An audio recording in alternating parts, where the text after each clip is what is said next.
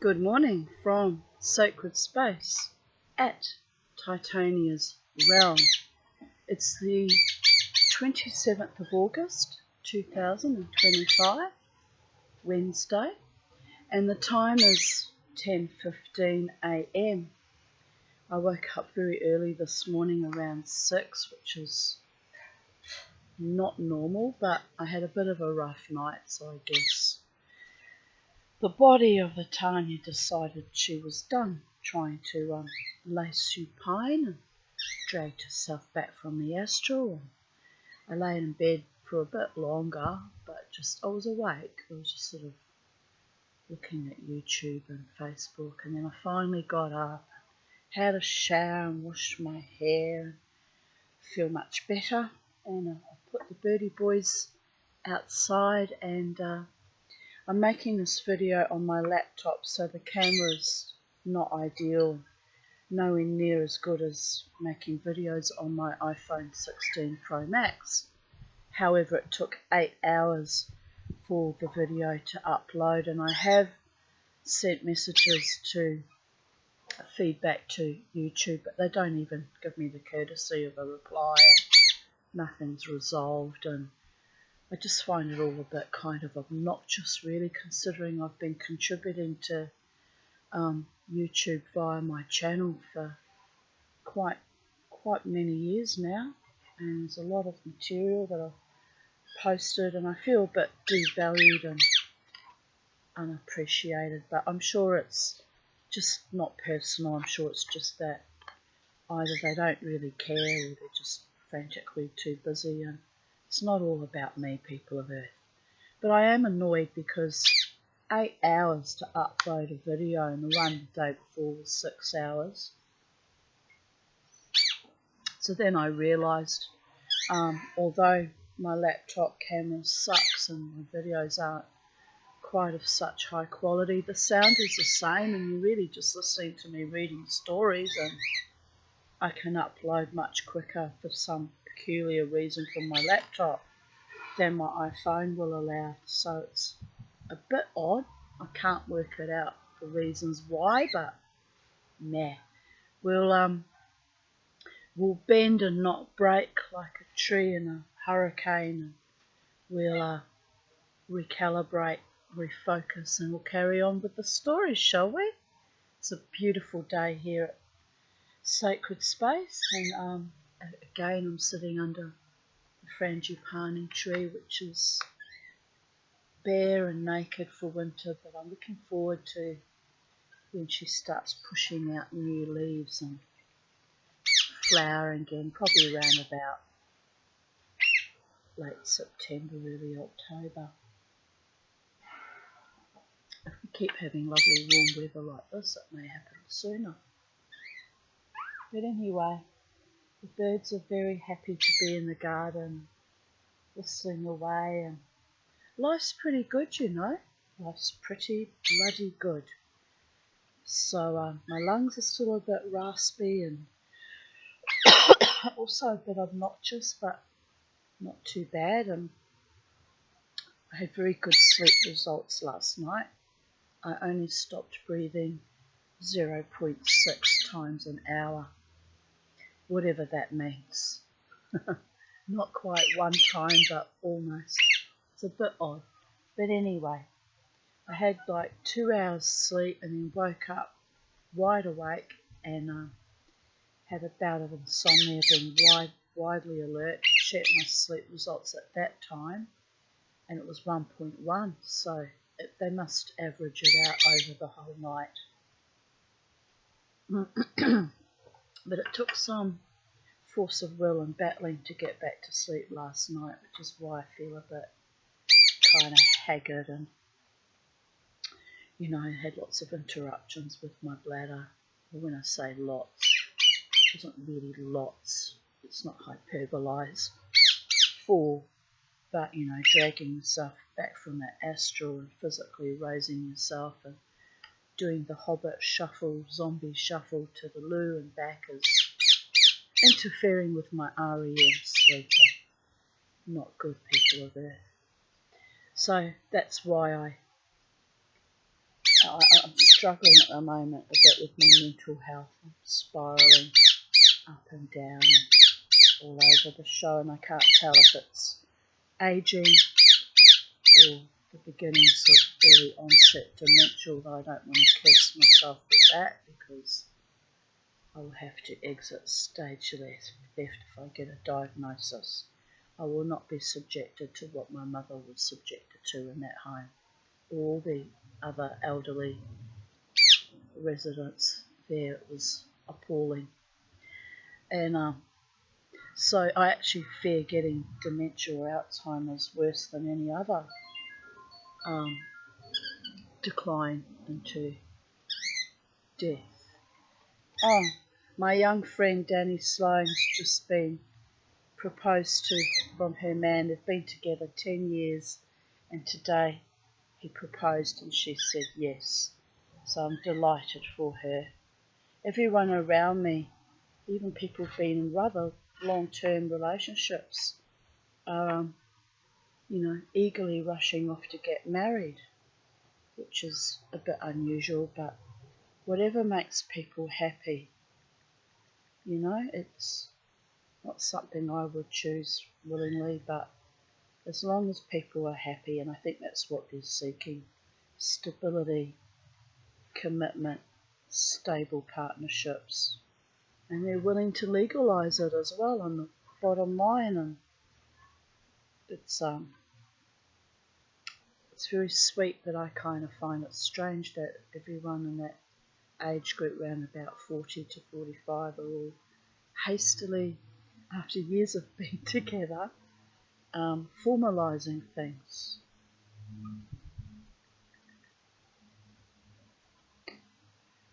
Right, so anyway, I guess if you haven't been married before and you want to have the experience of a beautiful wedding and all your friends partying with you, well, I've seen how I've treated when it's my bloody milestone birthday, so the thought of a wedding really makes my skin peel right off, knowing how awful and abusive and ugly that could be. It's awful, isn't it? Trauma and repeat patterns and being dehumanised and destabilised by dead shits can really mess your vibe. I should be looking forward to every birthday and looking forward to even maybe marrying again a wonderful man, but I've been so utterly destroyed for no good reason, but that was someone's idea of a good time. Sick, evil and perverted it was and is and always shall be. But on a happy note, the sun's shining, I'm alive, and I'll just marry myself and marry the tree, marry the birds. They're very good husbands, they don't demand much except food and water and a bit of attention occasionally. I certainly wouldn't expect sex from me, although, they're good sex with a wonderful man who adores you is a wonderful experience, but not many even get to experience that, unfortunately.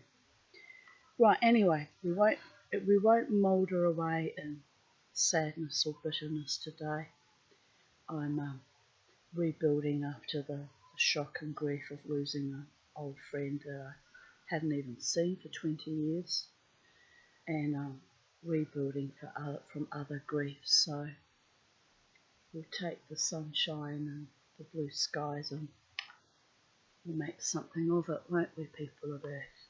Like I've done every day of my life, striven to make something of each day, no matter how fragile and fragmented it became. Right, so we're up to chapter 2 of The Hobbit, and it's titled Roast Mutton. I don't like the taste of mutton. I'm very particular about my food habits, so odd. Anyway, up jumped Bilbo, and putting on his dressing gown went into the dining room. There he saw nobody, but all the signs of a large and hurried breakfast. There was a fearful mess in the room, and piles of unwanted crocks in the kitchen. Nearly every pot and pan he possessed seemed to have been used. The washing up was so dismally real that Bilbo was forced to believe the party of the night before had not been part of his bad dreams as he had rather hoped. Indeed, he was really relieved after all to think that they had all gone without him and without bothering to wake him up, but with never a thank you, he thought. And yet, in a way, he could not help feeling just a trifle disappointed. The feeling surprised him. "Don't be a fool, Bilbo Baggins," he said to himself, "thinking of dragons and all that outlandish nonsense at your age." So he put on an apron, lit fires, boiled water, and washed up. Then he had a nice little breakfast in the kitchen before turning out the dining room. Oh, do we have to have that awful noise today? Bloody hell. It's always something, isn't it?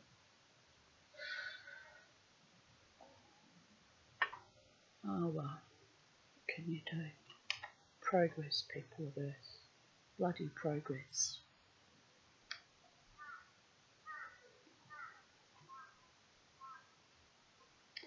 By that time, the sun was shining and the front door was open, letting in a warm spring breeze. Bilbo began to whistle loudly and to forget about the night before. In fact, he was sitting down to a nice little second breakfast in the dining room by the open window, when in walked Gandalf. "My dear fellow," said he, "whenever are you going to come? What about an early start? And here you are having breakfast, or whatever you call it, at 10:30. They left you a message because they could not wait." "What message?" said poor Mr. Baggins, all in a flutter. Fluster. Well, the birdies flutter and the Bilbo Baggins flustered.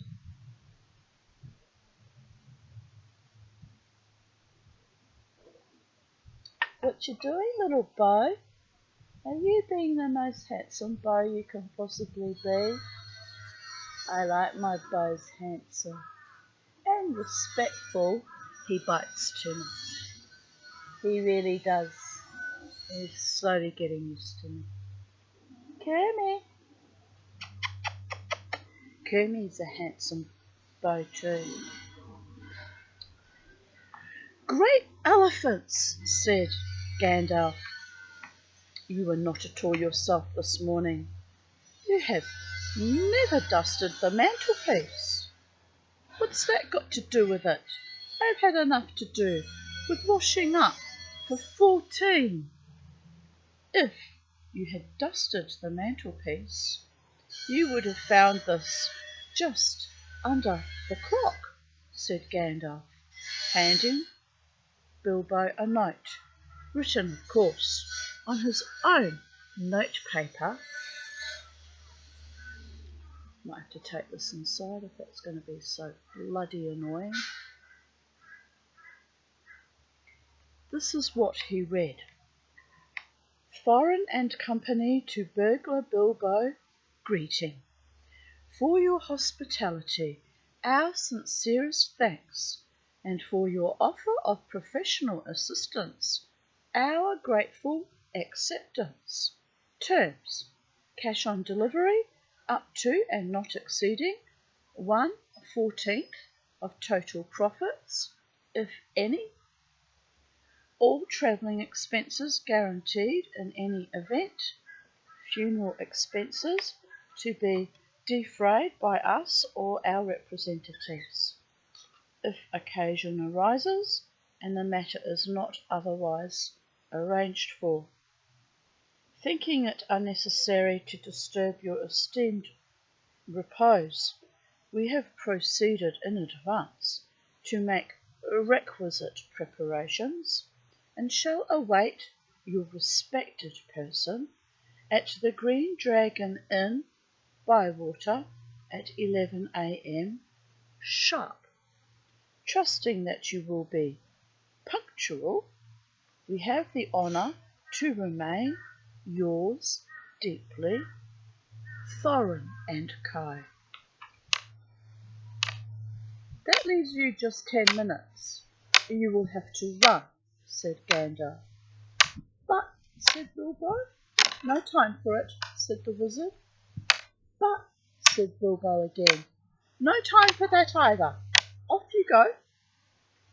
To the end of his days, Bilbo could never remember how he found himself outside without a hat, a walking stick, or any money, or anything that he usually took when he went out, leaving his second breakfast half finished and quite unwashed up, pushing his keys into Gandalf's hands and running as fast as his furry feet could carry him down the lane, past the great mill, across the water, and then on for a mile or more.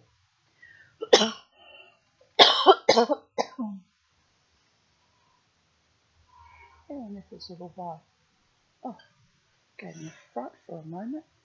He scrunched down low. I thought he'd somehow escaped, which is irrational because he can't escape. But I couldn't see him, so I freaked out. What are you doing, Bo? Who knows? It makes sense only to cockatiels. Very puffed he was when he got to Bywater just on the stroke of 11, and found he had come without a pocket handkerchief. Bravo, said Balin, who was standing at the inn door looking out for him. Just then all the others came round the corner of the road from the village. They were on ponies, and each pony was slung about with all kinds of baggages, packages, parcels, and paraphernalia. There was a very small pony, apparently for Bilbo. Up you two get, and off we go, said Thorin.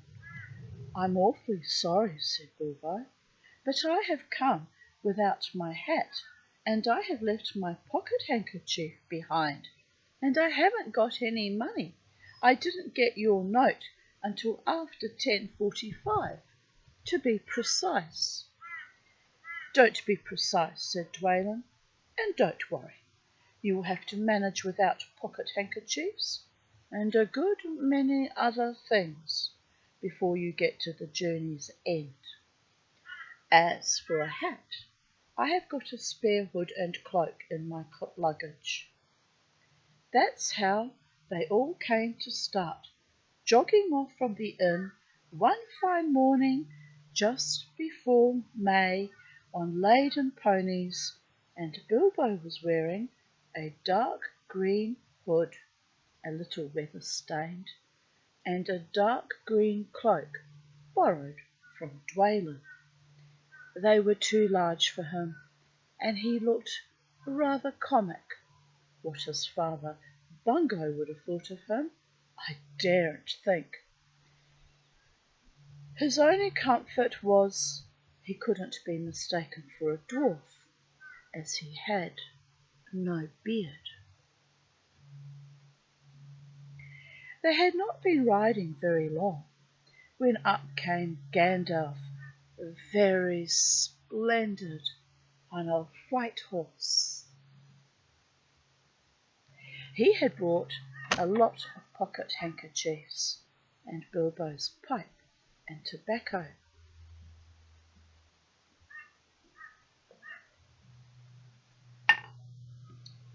So, after that, the party went on very merrily, and they told stories or sang songs as they rode forward all day, except, of course, when they stopped for meals.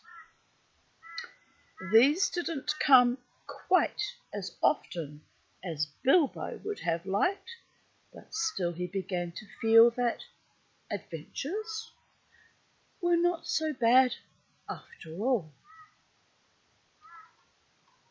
At first they had passed through Hobbit lands, a wide, respectable country inhabited by decent, excuse me, tea and chocolate eclair lollies, by the gods. Well, anyway, where were we? At first they had passed through Hobbit lands, a wide, respectable country inhabited by decent folk, with good roads, an inn or two, and now and then a dwarf or a farmer ambling by on business. Then they came to lands where people spoke strangely and sang songs Bilbo had never heard before. Now they had gone on far into the lone lands, where there were no people left, no inns, and the roads grew steadily worse. Not far ahead were dreary hills rising higher and higher, dark with trees. On some of them were old castles with an evil look, as if they had been built by wicked people. Everything seemed gloomy, for the weather that day had taken a nasty turn. Mostly it had been as good as May can be, even in merry tales, but now it was cold and wet. In the lone lands they had been obliged to camp where they could, but at least it had been dry. To think it will soon be June, grumbled Bilbo, as he splashed along behind the others in a very muddy track. It was after tea time. It was pouring with rain and had been all day.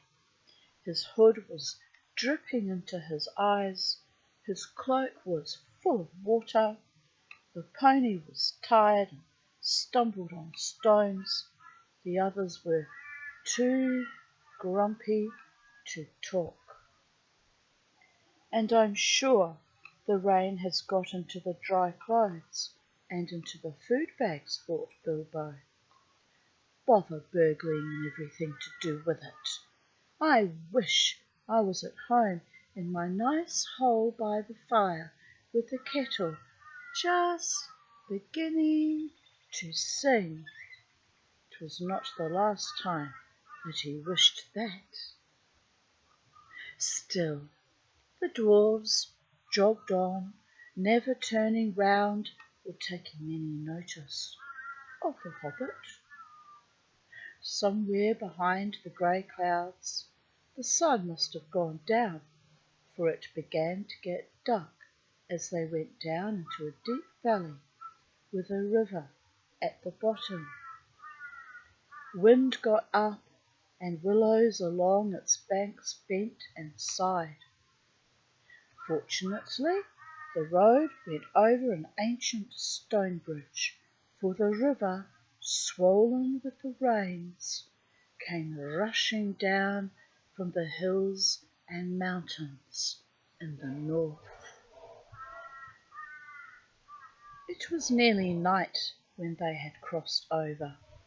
The wind broke up the grey clouds, and a wandering moon appeared above the hills between the flying rags. Then they stopped, and Thorin muttered something about supper. "And where shall we get a dry patch to sleep on?" Not until then did they notice that Gandalf was missing. So far he had come all the way with them, never saying if he was in the adventure or merely keeping them company for a while. He had eaten most, talked most, and laughed most, but now he simply was not there at all. Just when a wizard would have been most useful too, groaned Dorry and Norry, who shared the hobbits' views about regular meals, plenty, and often.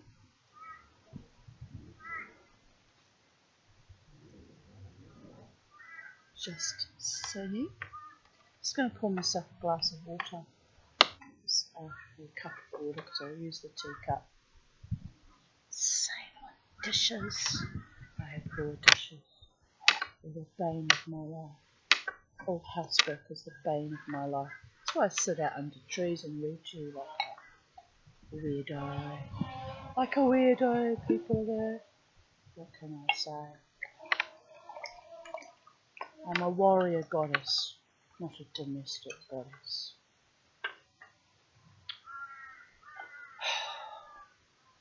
What wars are we fighting today?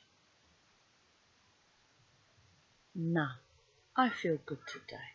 Let's just feel good for a change. I deserve happiness just as much as anyone else on this planet. Sometimes, at times a bit more because of my journey, you understand. But I don't believe in entitleitis. I'll just choose to be happy. It's a decision you learn to make after decades of major depression and trauma. And too many near deaths. You suddenly wake up one day and you realise life is an immense gift, but you've got to know how to unpack it and enjoy it. Right, where were we? They decided in the end that they would have to camp where they were. They moved to a clump of trees, and though it was drier under them, the wind shook the rain off the leaves, and the drip, drip was most annoying. Also, the mischief seemed to have got into the fire. Dwarves can make a fire almost anywhere, out of almost anything, wind or no wind. But they could not do it that night, not even Oin and Goin, or Owen and Glowin. Do we like Oin and Goin, or Owen and Glowin better? I'll stick to how I started. Not even Owen and Glowin, who was especially good at it.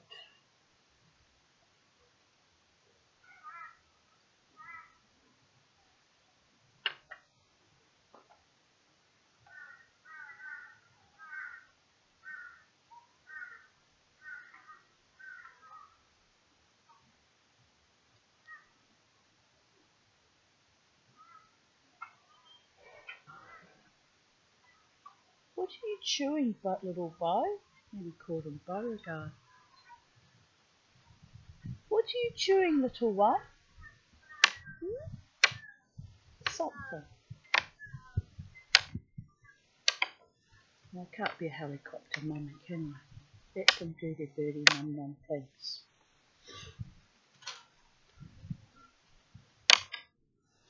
Then one of the ponies took fright at nothing and bolted. He got into the river before they could catch him, and before they could get him out again, Feely and Keely were nearly drowned, and all the baggage that he carried was washed away off him. Of course, it was mostly food, and there was mighty little left for supper and less for breakfast. There they all sat, glum and wet and muttering, while Owen and Glowen went on trying to light the fire and quarrelling about it. Bilbo was sadly reflecting that adventures were not all pony rides and May sunshine when Balin, who was always their lookout man, said, "There's a light over there." There was a hill some way off with trees on it, pretty thick in parts.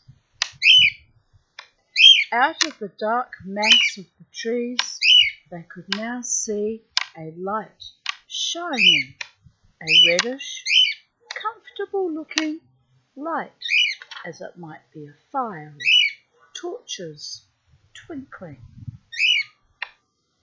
When they had looked at it for some while, they fell to arguing. Some said no, and some said yes. Some said they could but go and see, and anything was better than little supper, less breakfast, and wet clothes all the night. Others said, "These parts are none too well known and are too near the mountains. Travellers seldom come this way now. The old maps are no use. Things have changed for the worse, and the road is unguarded." They had seldom even heard of the king around here, and the less inquisitive you are as you go along, the less trouble you are likely to fight. Some said, "After all, there are 14 of us." Others said, "Where has Gandalf got to?" This remark was repeated by everybody. Then the rain began to pour down worse than ever, and Owen and Glowen began to fight. That settled it. "After all, we have got a burglar with us," they said. And so they made off, leading their ponies with all due and proper caution in the direction of the light. They came to the hill and were soon in the wood. Up the hill they went, but there was no proper path to be seen, such as might lead to a house or a farm, and do what they could, they made a deal of rustling, crackling, creaking, and a good deal of grumbling and dratting as they went through the trees in the pitch dark. Suddenly the red light shone out very bright through the tree trunks, not far ahead. "Now it is the burglar's turn," they said, meaning Bilbo. "You must go on and find out all about that light, and what it is for, and if all is perfectly safe and canny," said Thorin to the hobbit. "Now scuttle off and come back quick if all is well. If not, come back if you can. If you can't, hoot twice like a barn owl and once like a screech owl, and we will do what we can." Off Bilbo had to go before he could explain that he could not hoot even once like any kind of owl any more than fly like a bat. But at any rate, hobbits can move quietly in woods, absolutely quietly. They take a pride in it, and Bilbo had sniffed more than once at what he called all this dwarfish racket as they went along, though I don't suppose you or I would have noticed anything at all on a windy night, not if the whole cavalcade had passed 2 feet off. As for Bilbo, walking primly towards the red light, I don't suppose even a weasel would have stirred a whisker at it. So, naturally, he got right up to the fire, for fire it was, without disturbing anyone. And this is what he saw. 3 very large persons sitting round a very large fire of beech logs. They were toasting mutton on long spits of wood and licking the gravy off their fingers. There was a fine, toothsome smell. Also, there was a barrel of good drink at hand, and they were drinking out of jugs. But they were trolls, obviously trolls. Even Bilbo, in spite of his sheltered life, could see that. From the great heavy faces of them, and their size and the shape of their legs, not to mention their language, which was not a drawing-room fashion at all, at all. Mutton yesterday, mutton today, and blimey, if it don't look like mutton again tomorrow, said one of the trolls. Never a blinking bit of man-flesh have we had for a long time, said a second. What the 'ell William was a-thinking of to bring us into these parts at all, beats me, and the drink running short, what's more, he said, jogging the elbow of William, who was taking a pull at his jug. William choked. Shut your mouth, he said as soon as he could. You can't expect folk to stop here for ever just to be et by you and Bert. You've et a village and a half between you since we come down from the mountains. How much more do you want? And time's been up our way when you'd have said, thank you, Bill, for a nice bit of fat valley mutton like what this is. He took a big bite off a sheep's leg he was toasting and wiped his lips on his sleeve. Yes, I am afraid trolls do behave like that, even those with only one head each. After hearing all this, Bilbo ought to have done something at once. Either he should have gone back quietly and warned his friends that there were 3 fair-sized trolls at hand in a nasty mood, quite likely to try toast dwarf or even pony for a change, or else he should have gone or else he should have done a bit of good, quick burgling. A really first-class and legendary burglar would at this point have picked the troll's pockets. It is nearly always worthwhile, if you can manage it. Pinched the very mutton off the spits, purloined the beer, and walked off without their noticing him. Others more practical, but with less professional pride, would perhaps have stuck a dagger into each of them before they observed it. Then the night could have been spent cheerily. Bilbo knew it. He had read of a good many things he had never seen or done, and was very much alarmed as well as disgusted.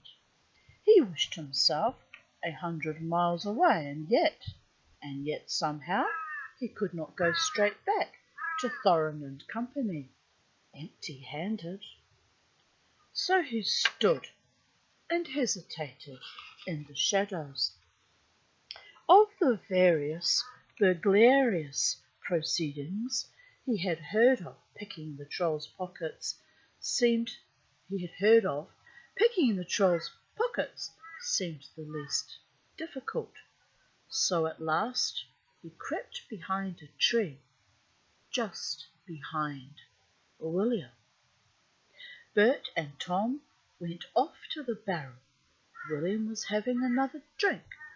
Then Bilbo plucked up courage and put his little hand in William's enormous pocket. There was a purse in it, as big as a bag to Bilbo. Ha! thought he, warming to his new work as he lifted it carefully out. This is a beginning. It was. Trolls' purses are the mischief, and this was no exception. "Here! Who are you?" it squeaked as it left the pocket, and William turned round at once and grabbed Bilbo by the neck before he could duck behind the tree. "Blimey, Bert, look what I've copped," said William. "What is it?" said the others, coming up. "Lummy if I knows. What are ya?" "Bilbo Baggins, a hobbit," said poor Bilbo, shaking all over and wondering how to make owl noises before they throttled him. "A burrow hobbit," said they, a bit startled. Trolls are slow in the uptake and mighty suspicious about anything new to them. "What's a burrow hobbit got to do with my pocket, anyways?" said William. "And can you cook 'em?" said Tom. "You can try," said Bert, picking up a skewer. "He wouldn't make above a mouthful," said William, who had already had a fine supper. "Not when he was skinned and boned." "Perhaps there are more like 'em round about, and we might make a pie," said Bert. "Here you, are there any more of your sort a sneakin' in these here woods, you nasty little rabbit?" said he, looking at the hobbit's furry feet as he picked him up by the toes and shook him.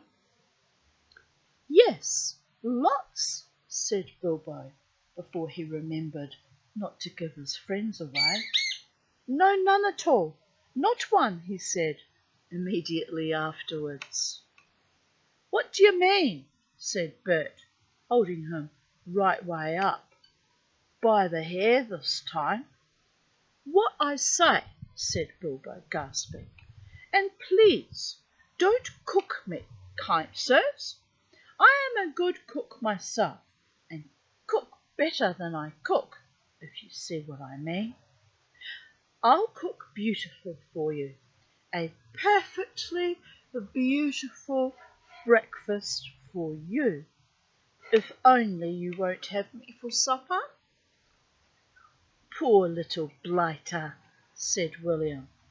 He had already had as much supper as he could hold. Also, he had had lots of beer. Poor little blighter, let him go. Not till he says what he means by lots and none at all, said Bert. I don't want to have me throat cut in me sleep. Hold his toes in the fire till he talks. I won't have it, said William. I caught him anyway. Now we've got more noise. Dear goddess. It will be short-lived, it's just the garbage truck.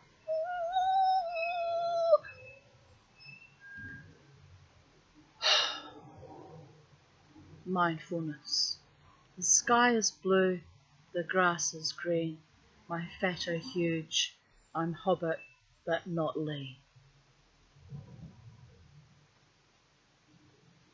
I think it's moved on.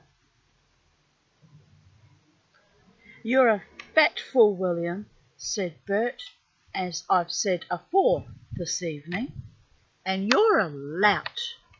And I won't take that from you, Bill Huggins, says Bert, and puts his fist in William's eye. Then there was a gorgeous row. Never heard of a gorgeous row before, but sounds pretty gorgeous. If you ask me, it's a bit of alliteration. No, it's not alliteration. A bit of hyperbole.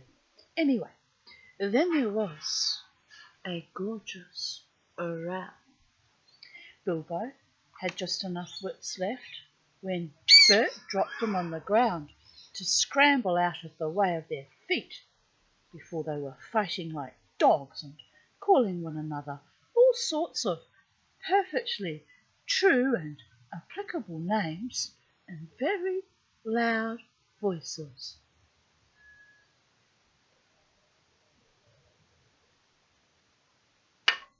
If you're going to insult someone, make sure it's perfectly true and applicable, people of Earth. Otherwise, don't be wasting your breath. By the gods, I might have big feet, but I'm an articulate wench when I get going. But you don't want me to get going, because it's stress-inducing and we're having such a lovely day. Soon they were locked in one another's arms and rolling nearly into the fire, kicking and thumping, while Tom whacked at them both with a branch to bring them to their senses, and that, of course, only made them madder than ever.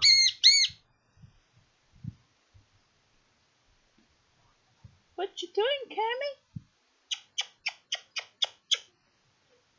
What are you doing, little Bo? You listening to the story? Yes. That would have been the time for Bilbo to have left, but his poor little feet had been very squashed in Bert's big paw, and he had no breath in his body, and his head was going round and around and around. So there he lay for a while, panting, just outside the circle of firelight. Right in the middle of the fight, up came Balin. The dwarves had heard noises from a distance, and after waiting for some time for Bilbo to come back, or to hoot like an owl, they started off, one by one, to creep towards the light as quietly as they could. No sooner did Tom see Balin come into the light than he gave an awful howl. Trolls simply detest the very sight of dwarves uncooked. Bert and Bill stopped fighting immediately, and "A sack, Tom, quick," they said, before Balin, who was wondering where in all this commotion Bilbo was, knew what was happening. A sack was over his head, and he was down. "There's more to come yet," said Tom, "or I'm mighty mistook." "Lots and none at all it is," said he. "No burrow hobbits, but lots of these here dwarfs. That's about the shape of it." "I reckon you're right," said Bert, "and we'd best get out of the light." And so they did, with sacks in their hands that they used for carrying off mutton and other plunder. They waited in the shadows.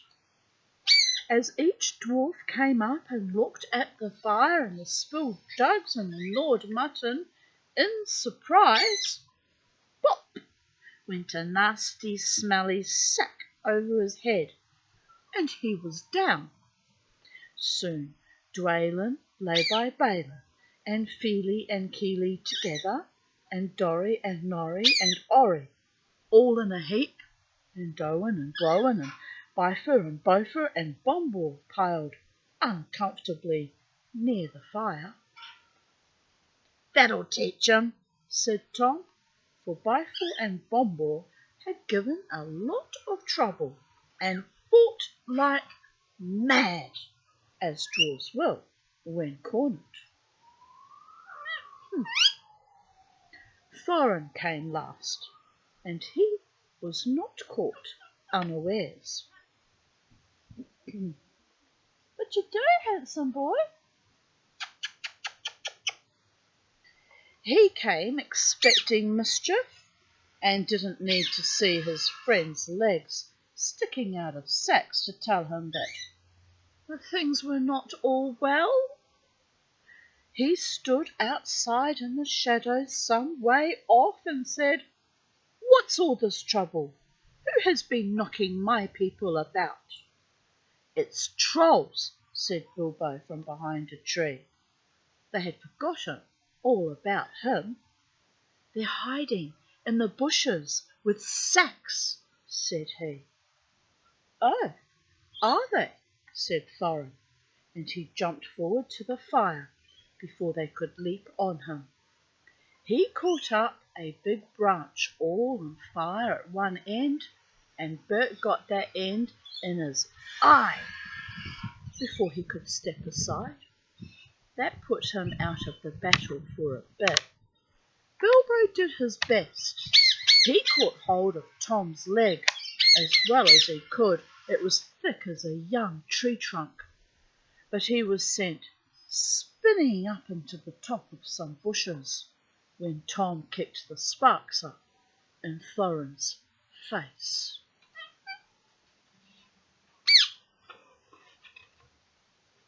Tom got the branch in his teeth for that, and lost one of the front ones. It made him howl, I can tell you. But just at that moment, William came up behind and popped a sack right over Thorin's head and down to his toes. And so the fight ended. A nice pickle they were all in now, all neatly tied up in sacks, with 3 angry trolls and 2 with burns and bashes to remember, sitting by them, arguing whether they should roast them slowly or mince them fine and boil them, or just sit on them one by one and squash them into jelly.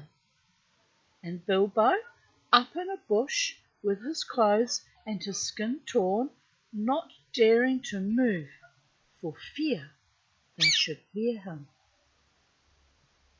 It was just then that Gandalf came back, but no one saw him. The trolls had just decided to roast the dwarves now and eat them later. That was Bert's idea, and after a lot of argument, they had all agreed to it. "No good roasting them now, it'd take all night," said a voice. Bert thought it was William's. "Don't start the argument all over again, Bill," he said, "or it will take all night." "Who's arguing?" said William, who thought it was Bert that had spoken. "You are," said Bert. "You're a liar," said William. And so the argument began all over again. In the end, they decided to mince them fine and boil them. So they got a great black pot and they took out their knives. "No good boiling 'em. We ain't got no water, and it's a long way to the well and all," said a voice. Bert and William thought it was Tom's.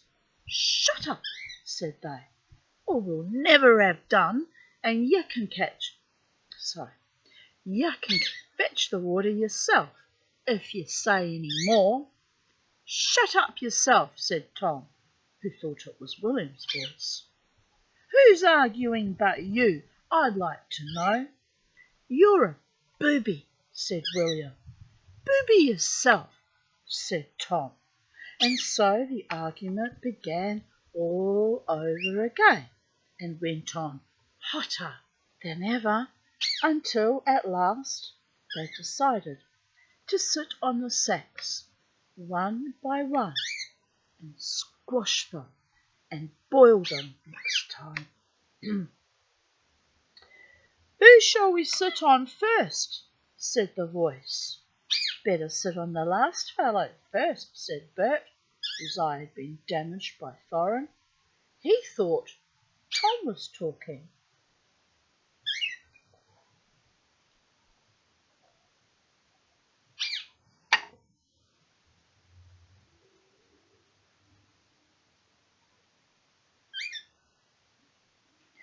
"Don't talk to yourself," said Tom. "But if you wants to sit on the last one, sit on him." "Which is he?" "The one with the yellow stockings," said Bert. "Nonsense! The one with the grey stockings," said a voice like William's. "I made sure it was yellow," said Bert. "Yellow it was," said William.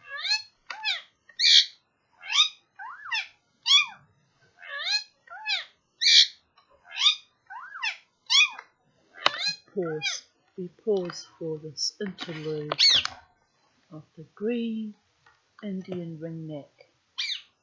Sing it, Kermit.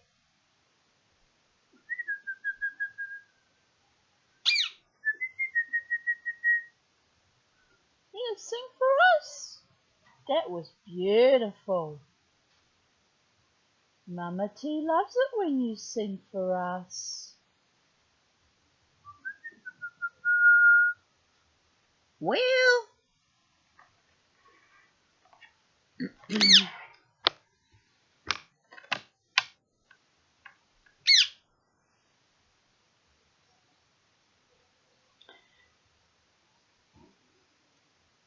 then what did you say it was grey for? Said Bert. I never did. Tom said it. That I never did, said Tom. It was you. 2-1, so shut your mouth, said Bert. Who are you a-talking to? Said William. Now stop it, said Tom and Bert together. The night's getting on, and dawn comes early. Let's get on with it. Dawn take you all and be stoned to you, said a voice that sounded like William's. But it wasn't. For just at that moment the light came over the hill, and there was a mighty twitter in the branches. There's your cue, Kermie, right on cue. William never spoke, for he stood turned to stone as he stooped, and Bert and Tom were stuck like rocks as they looked at him. And there they stand to this day, all alone, unless the birds perch on them. For trolls, as you probably know, must be underground before dawn, or they go back to the stuff of the mountains they are made of and never move again. This is what happened to Bert and Tom and William. "Excellent," said Gandalf, as he stepped from behind a tree and helped Bilbo to climb down out of the thorn bush. Then Bilbo understood. It was the wizard's voice that had kept the trolls bickering and quarrelling until the light came and made an end of them. The next thing was to untie the sacks and let out the dwarves. They were nearly suffocated and very annoyed. They had not at all enjoyed lying there, listening to the trolls making plans for roasting them and squashing them and mincing them. They had to hear Bilbo's account of what had happened to him twice over before they were satisfied. "Silly time to go practising pinching and pocket-picking," said Bombur, "when what we wanted was fire and food." "And that's just what you wouldn't have got off those fellows without a struggle in any case," said Gandalf. "Anyhow, you are wasting time now. Don't you realise that the trolls must have a cave or a hole dug somewhere near to hide from the sun in? We must look into it." They searched about and soon found the marks of the trolls' stony boots going away through the trees. They followed the tracks up the hill until, hidden by bushes, they came on a big door of stone leading to a cave. But they could not open it, not though they all pushed, while Gandalf tried various incantations, which in the Arabian Nights story would have been "Open Sesame," but these are British trolls, you understand, so who can know what their incantations might have been? Probably ancient Norse or something runic. "Would this be any good?" asked Bilbo when they were getting tired and angry. "I found it on the ground where the trolls had their fight." He held out a largish key, though no doubt William had thought it very small and secret. It must have fallen out of his pocket very luckily before he was turned to stone. "Why on earth didn't you mention it before?" they cried. Gandalf grabbed it and fitted it into the keyhole. Then the stone door swung back with one big push, and they all went inside. There were bones on the floor and a nasty smell was in the air, but there was a good deal of food jumbled carelessly on shelves and on the ground, among an untidy litter of plunder of all sorts, from brass buttons to pots full of gold coins standing in a corner. There were lots of clothes too hanging on the walls, too small for trolls. I am afraid they belonged to victims, and among them were several swords of various makes, shapes and sizes. Two caught their eyes particularly because of their beautiful scabbards and jewelled hilts. Gandalf and Thorin each took one of these, and Bilbo took a knife in a leather sheath. It would have made only a tiny pocket knife for a troll, but it was as good as a short sword for the hobbit. "These look like good blades," said the wizard, half drawing them and looking at them curiously. They were not made by any troll, nor by any smith among men in these parts and days, but when we can read the runes on them, we shall know more about them. "Let's get out of this horrible smell," said Feely. So they carried out the pots of coins, and such food as was untouched and looked fit to eat, also 1 barrel of ale, which was still full. By that time they felt like breakfast, and being very hungry, they did not turn their noses up at what they had got from the troll's larder. Their own provisions were very scanty. Now they had bread and cheese and plenty of ale and bacon to toast in the embers of the fire. After that they slept, for their night had been disturbed, and they did nothing more till the afternoon. Then they brought up their ponies and carried away the pots of gold and buried them very securely not far from the track by the river, putting a great many spells over them just in case they ever had a chance to come back and recover them. When that was done, they all mounted once more and jogged along again on the path towards the east. "Where did you go to, if I may ask?" said Thorin to Gandalf as they rode along. "To look ahead," said he. "And what brought you back in the nick of time?" "Looking behind," said he. "Exactly," said Thorin. "But could you be more plain?" "I went on to spy out our road. It will soon become dangerous and difficult. Also, I was anxious about replenishing our small stock of provisions.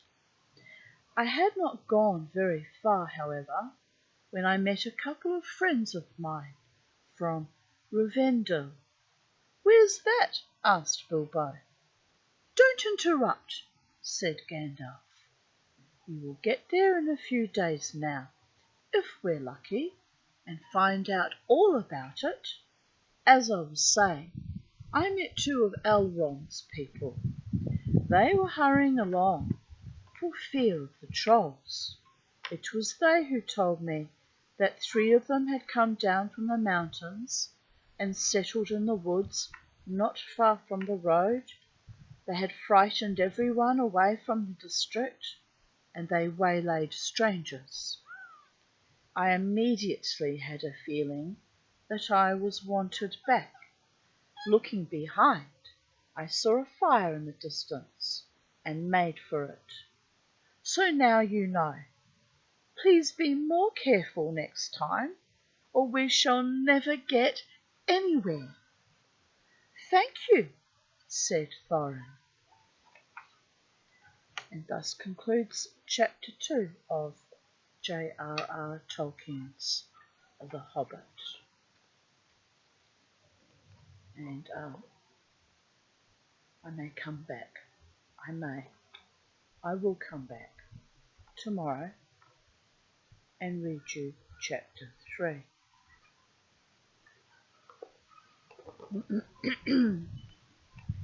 I'm really enjoying reading that. The language is flowing more beautifully and